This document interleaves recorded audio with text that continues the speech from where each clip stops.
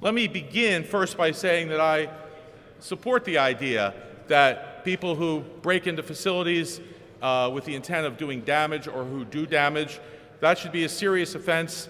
Public safety is at risk. Those people should be punished.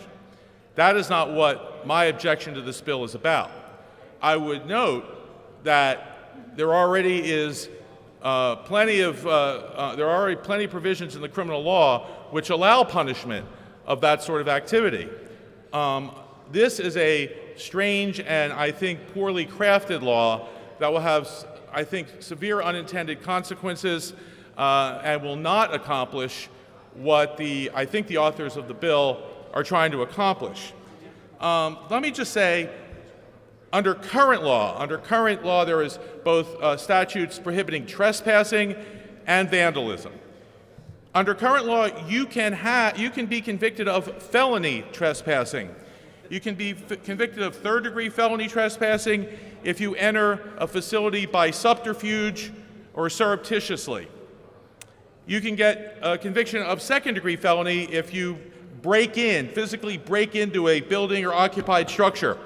It doesn't have to be a critical infrastructure facility, but it could be.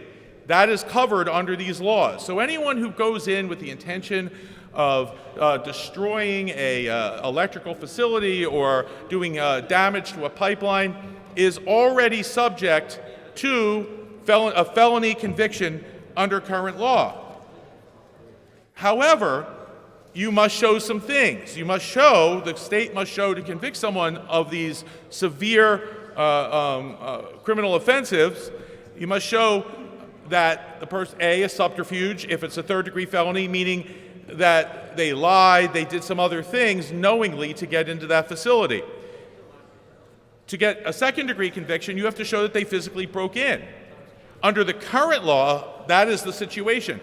Under 652, you don't have to show any of that. Essentially, all you have to show, and I have the language of the bill, I'm looking at section 1.1, or 1I, enters or attempts to enter property containing a critical infrastructure facility, knowing that you're not allowed to be in there. The fact is that it's a strict liability offense, essentially, as long as you are on the property. You don't have to do any damage, you don't have to lie to anybody, you don't have to break in.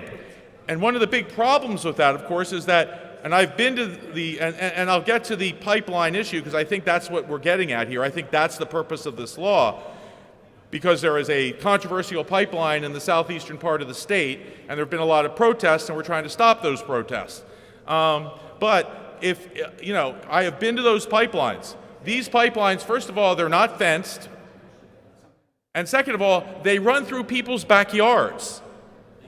So people can literally step onto that property and, under the language of this law, be guilty of this offense simply by walking through their yard in some cases, and certainly by protesting near these facilities.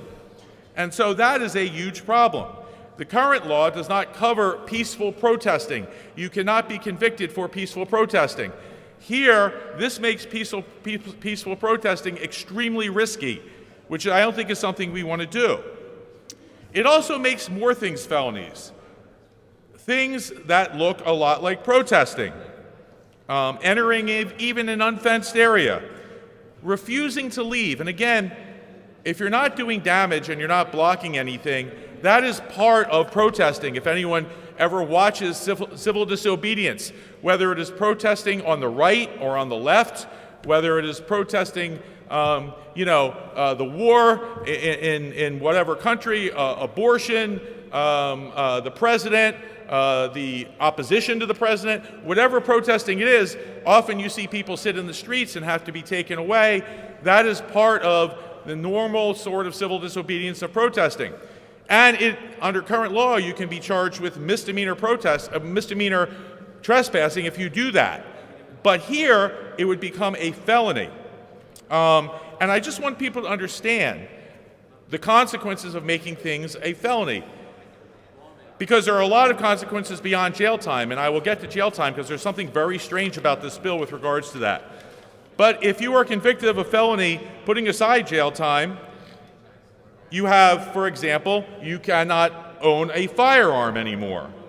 You can't hold certain public offices. You can't serve on a jury.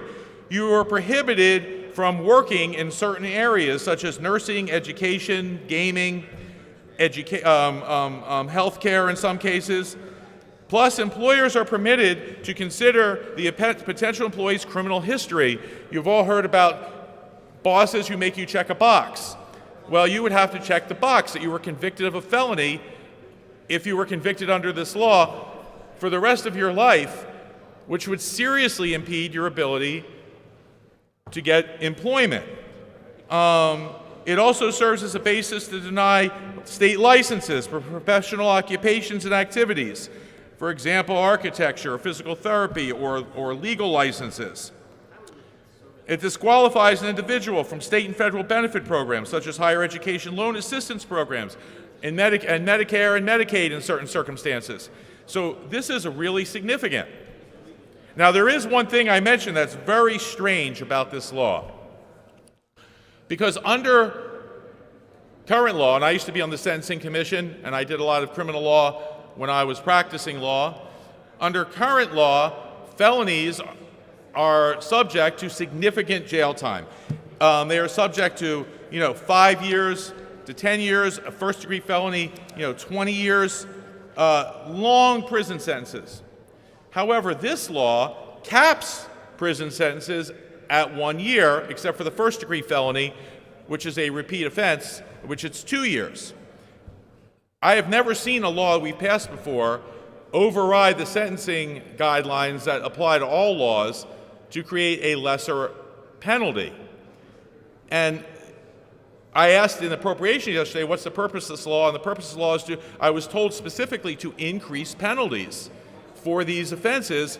In reality, under current law, if I commit a misdemeanor, a trespass, if I break into a structure, as a second-degree felony, I can go to jail for a long period of time. I can go to jail for a decade for that. I can go to jail for 10 years. Under the new law, I can only go to jail for 1 year. Now that raises some interesting questions. Why would you pass a law to get tough on something when you want to, when you cap the penalty so it's less than current law? Well, the cynic in me suggests that there are a couple of reasons. Number one, you could charge someone with both laws. You can charge someone with a misdemeanor, under 652 and under the current criminal trespass laws. We're not repealing the current criminal trespass laws. So the person would face possibility of a felony conviction under one law and a lengthy prison term under another law. It would be a very difficult position to be in, and it would give, obviously the state a lot more power on issues like plea bargaining, and that is troubling. The other thing is the conspiracy part of this law is troubling. This law, there is no conspiracy part under the current criminal trespass law. Under this law, you can be convicted of a felony for under Section 4, conspiring with another person to commit a prohibited act, which again could be walking on property that belongs to Sunoco, for example, where they're building their pipeline, doing no damage, climbing no fence, telling no lie, just walking onto that property, which may be in your backyard. If you talk to another person about it first, that would be a conspiracy charge. And conspiracy charges in the context of protesting are extremely problematic because, so for example, under this law, and under every conspiracy law, you don't have to actually commit the act. All you have to do is something in furtherance of the act, one overt act in furtherance of what the statute prohibits. So, for example, you don't actually have to go on someone else's property.